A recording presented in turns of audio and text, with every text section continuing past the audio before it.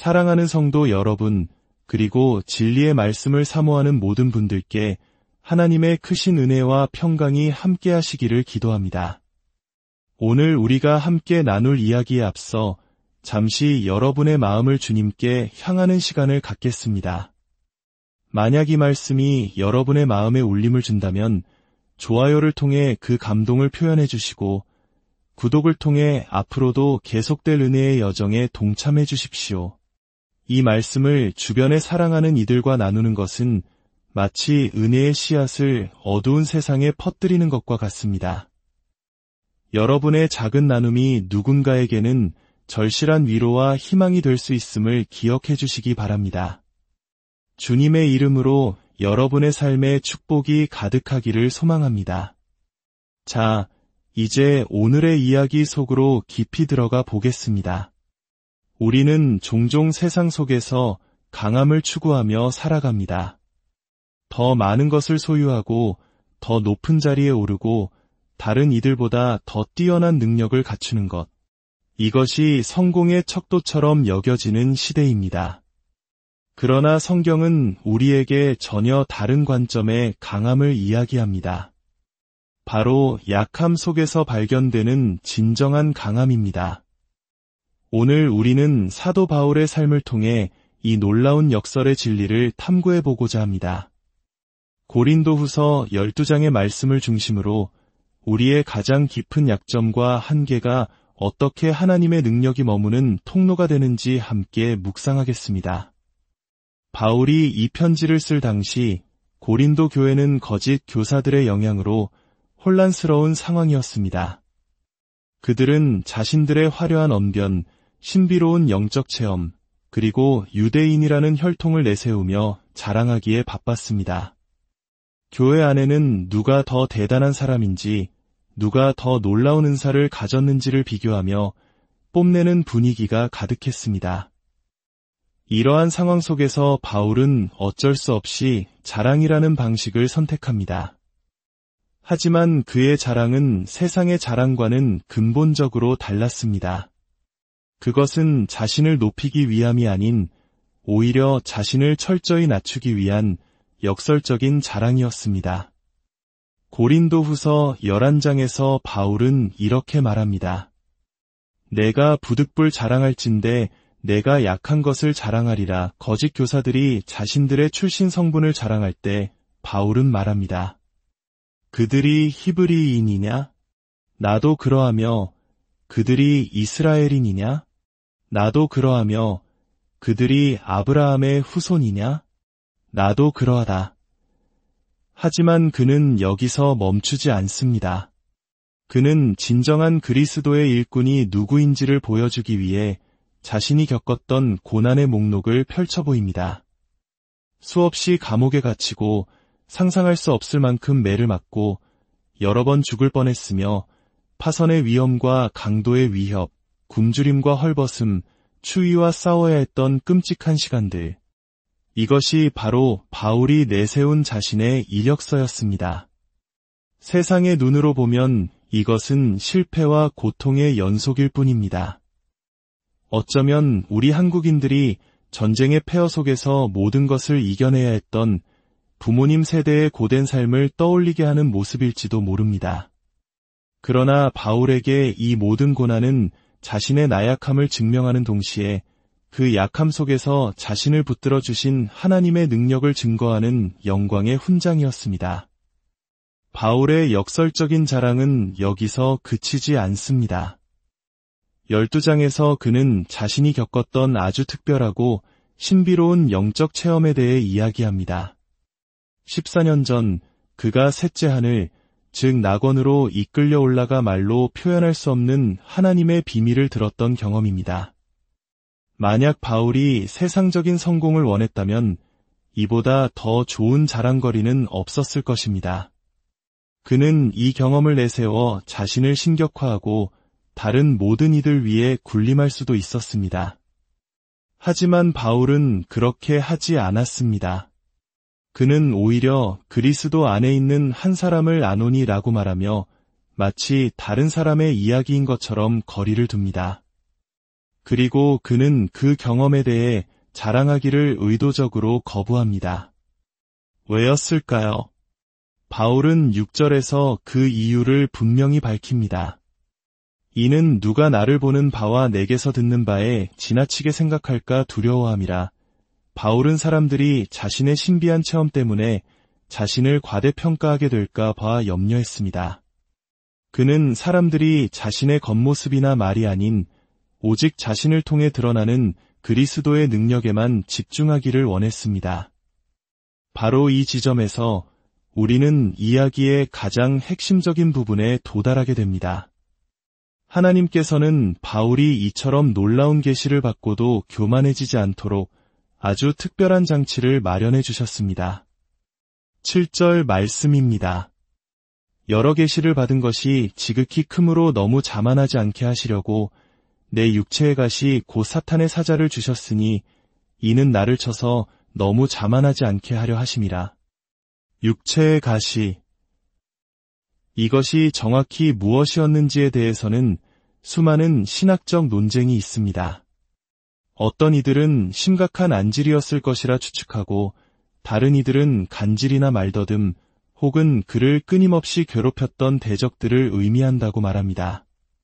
중요한 것은 그 가시의 정체가 아니라 그것이 바울에게 주었던 끊임없는 고통과 한계, 그리고 그것이 가진 목적입니다. 이 가시는 사탄의 사자, 즉 사탄의 도구였습니다. 사탄은 이 가시를 통해 바울을 괴롭히고 낙담시키고 하나님의 사역을 방해하려 했을 것입니다. 내가 정말 하나님의 위대한 사도라면 왜 이런 고통을 당해야 하는가? 이런 약점을 가지고 어떻게 복음을 전할 수 있겠는가? 하는 속삭임으로 그를 넘어뜨리려 했을 것입니다.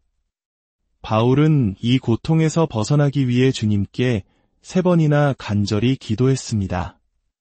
주님, 제발 이 가시를 내게서 거두어 주십시오. 그는 자신의 사역에 이 가시가 얼마나 큰 방해가 되는지, 이것만 없다면 얼마나 더 효과적으로 주님을 섬길 수 있을지를 호소했을 것입니다. 그러나 주님의 대답은 바울의 기대와는 전혀 달랐습니다. 주님은 가시를 제거해주지 않으셨습니다. 대신 더 위대한 약속과 진리를 보여주셨습니다. 내 은혜가 내게 족하도다. 이는 내 능력이 약한 데서 온전하여짐이라. 이것이야말로 기독교 신앙의 가장 위대한 역설입니다. 하나님의 은혜는 우리의 강함이 아닌 우리의 약함 속에서 가장 완전하게 드러난다는 진리입니다.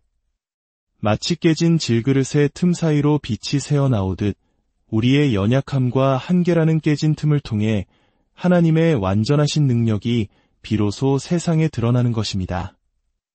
이 깨달음 앞에서 바울의 관점은 180도 바뀌게 됩니다. 그는 더 이상 자신의 약함을 부끄러워하거나 숨기려 하지 않습니다. 오히려 그는 자신의 약함을 더욱 기쁘게 자랑하기로 결심합니다. 왜냐하면 자신이 약할 바로 그때 그리스도의 능력이 자신 안에 머물게 된다는 것을 깨달았기 때문입니다. 그래서 그는 담대하게 선포합니다. 그러므로 내가 그리스도를 위하여 약한 것들과 능욕과 궁핍과 박해와 곤고를 기뻐하노니 이는 내가 약한 그때의 강함이라. 사랑하는 여러분, 이 바울의 고백이 오늘 우리에게 무엇을 말해주고 있습니까? 첫째, 우리는 강함의 연약함을 경계해야 합니다. 성경에는 자신의 강함 때문에 넘어졌던 인물들이 수없이 등장합니다. 바벨론의 위대한 왕 느부갓네살은 이 큰 바벨론은 내가 건설한 것이 아니냐고 교만하게 외친 순간 모든 것을 잃고 짐승처럼 살아야 했습니다. 유다의 왕 우시아는 젊은 나이에 놀라운 재능으로 나라를 강성하게 만들었지만 성경은 그에 대해 이렇게 기록합니다. 그가 강성하여짐에 그의 마음이 교만하여 악을 행하여 멸망하였더라. 강함은 우리를 교만하게 만들고 결국 하나님의 은혜로부터 멀어지게 하는 가장 큰 위험이 될 수 있습니다. 둘째, 우리는 약함의 강함을 붙들어야 합니다. 애굽의 왕바로 앞에 선 요셉을 기억하십니까? 그는 내가 꿈을 해석할 수 있습니다. 라고 말하지 않았습니다. 대신 하나님께서 바로에게 편안한 대답을 하시리이다 라고 말했습니다. 다니엘도 마찬가지였습니다. 그들은 자신의 지혜가 아닌 하나님의 능력을 의지했습니다. 우리의 진정한 능력은 나는 할 수 없습니다. 그러나 하나님은 하실 수 있습니다. 라고 고백하는 겸손에서 시작됩니다. 의존이 목표일 때 약함은 오히려 가장 큰 장점이 됩니다. 혹시 지금 여러분의 삶에 제거되기를 간절히 바라는 가시가 있습니까? 그것은 육체적인 질병일 수도 있고 경제적인 어려움 혹은 관계의 아픔일 수도 있습니다. 어쩌면 떨쳐버리고 싶은 성격적인 결함이나 과거의 상처일지도 모릅니다. 우리는 그 가시 때문에 좌절하고 하나님을 원망하며 이것만 없었다면 하고 탄식할 때가 많습니다. 하지만 오늘 바울의 이야기를 통해 하나님께서 그 가시를 허락하신 이유를 다시 한번 묵상해 봅시다. 어쩌면 그 가시는 우리를 교만으로부터 지키고 끊임없이 하나님의 은혜를 구하게 만드는 안전장치일지도 모릅니다. 우리 스스로의 힘으로는 아무것도 할 수 없음을 깨닫게 하고 오직 주님의 능력만을 의지하게 만드는 축복의 통로일 수 있습니다. 18세기의 위대한 찬송가 작가 존 뉴턴은 한때 악명 높은 노예선의 선장이었습니다.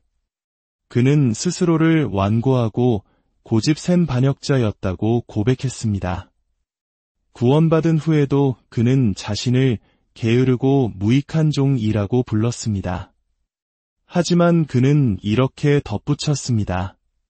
그러나 내가 하나님의 무한한 자비와 은혜, 그리스도의 공로와 사랑과 능력을 생각할 때, 그리고 변치 않는 하나님의 약속을 바라볼 때 나는 외칩니다. 내가 과거에 어떠했든 지금 내가 어떠하든 하나님께서 내 편에 서 계시기에 아무 문제가 되지 않는다고.